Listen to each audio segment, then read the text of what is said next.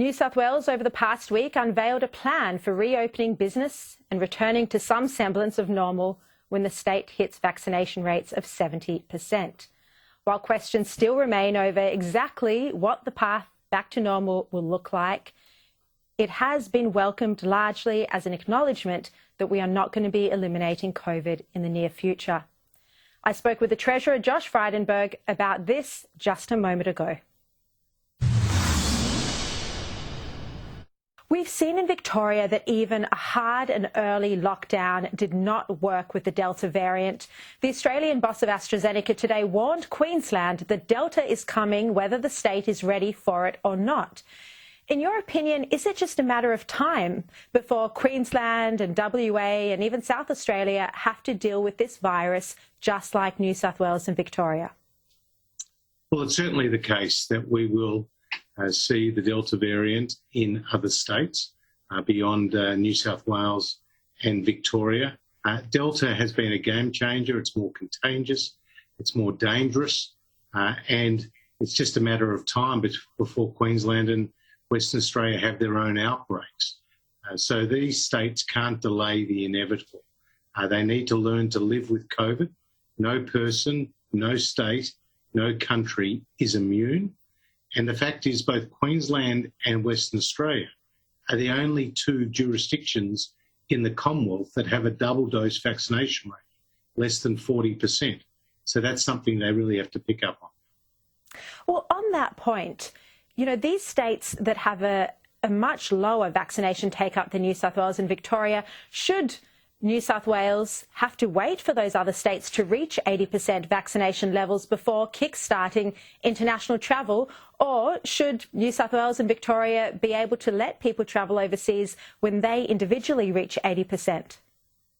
Well, I certainly think there's a good case for New South Wales, Victoria, when they reach that 80%, getting more free international travel, larger caps on their inbound and outgoing passengers, and that will absolutely enable some of the benefits from being vaccinated to be derived by the people in New South Wales and in Victoria. So I think there is a good case for those states to benefit from their faster and higher rates of vaccination.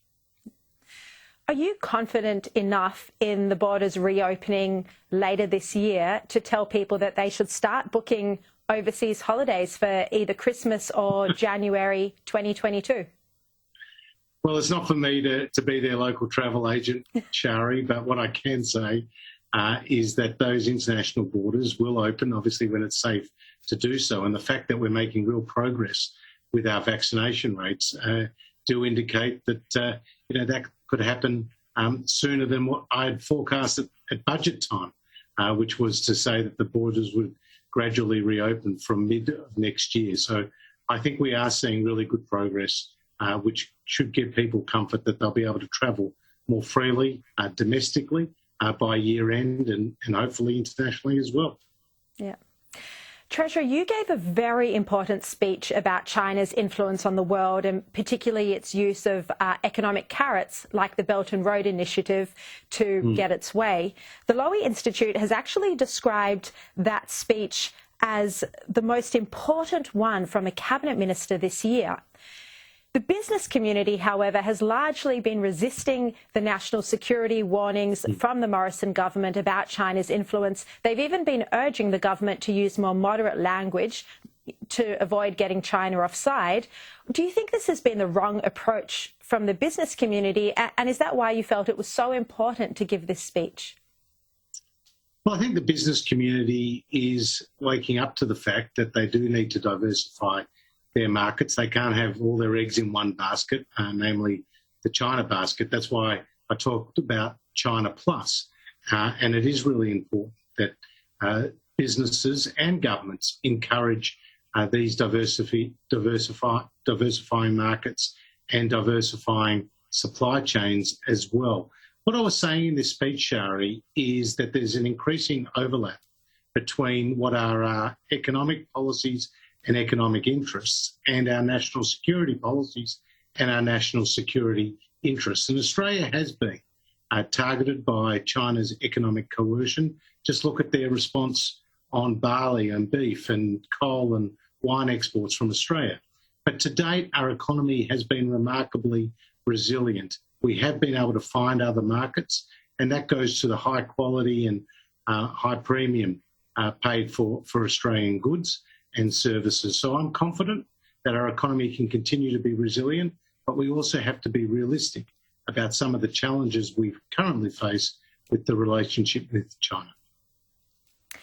Treasurer, I just want to ask you about JobKeeper. You've been attacked by Labor, the ABC and others who say that you paid $12 billion in the scheme's first 13 weeks to firms that didn't experience the downturn they forecast in order to qualify it, and that $9 billion was paid to firms whose turnover actually increased. Was this a waste of taxpayer money, and can you respond to these claims? Well, certainly when the Labor Party criticises JobKeeper, what they're trying to do there is to diminish the success of such an important economic program in our COVID response. They voted for it. They even claimed to some that they came up with the idea. Then they asked for it to be extended. Now they're criticising it. Now, with respect to those businesses that didn't have the full anticipated decline in turnover of 30 or 50%, new Treasury analysis that we put out last week indicates that 99% of those businesses were actually small businesses who had on average 4 employees. And just because your turnover was down 20% or 25% or 15% and not the full 30% does not mean you weren't under stress. And in fact, Treasury analysis shows that those very same firms had actually stood down 85,000 employees on 0 hours in the months of March and April. And those businesses were absolutely critical to the economic recovery because between May and September, they went on to hire another 350,000 employees. So Labor, again, is going after small business. We know they can't be trusted in that respect, and therefore I will defend JobKeeper's success every day between now and the election and beyond. Well, you say that 99% of the JobKeeper recipients whose turnover didn't decline by that anticipated amount of 30 or 50% were small businesses with 4 employees. But looking at that 1%, we've seen companies like Harvey Norman repay 6 million JobKeeper subsidies. Would you like other businesses to act in good faith and make repayments as well if they didn't experience the downturn that they were expecting in order to qualify for the payment? Well, as I've said before, I would welcome any business that was in a position to repay some of their JobKeeper amounts back to the taxpayer. I'd appreciate that. I'd welcome that. In fact, about $200 million has already been repaid.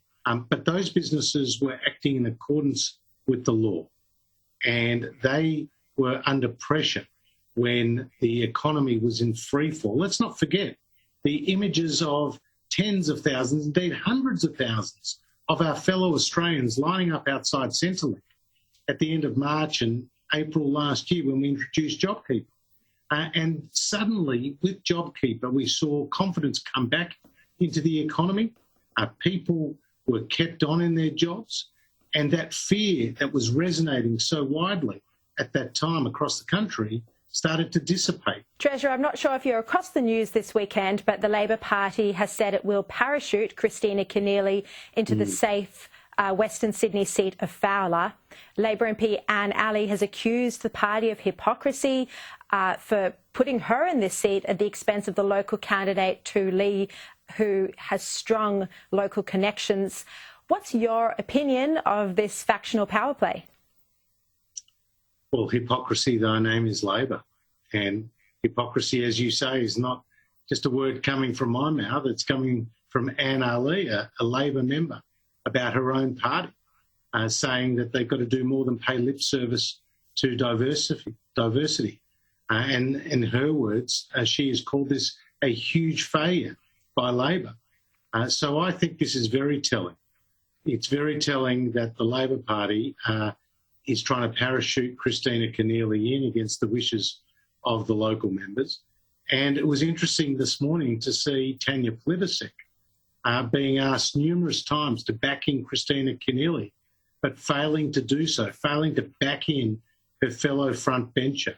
So I think this is a sign of quite deep divisions within the Labor Party. In fact, I think Tanya would have got splinters sitting on that fence this morning, trying to not give support to either of the candidates, anything but. So if this was the Liberal Party, you could imagine the confected outrage from the Labor Party. But when it's on their foot, there's an eerie silence except for the strong words of Anne Arley.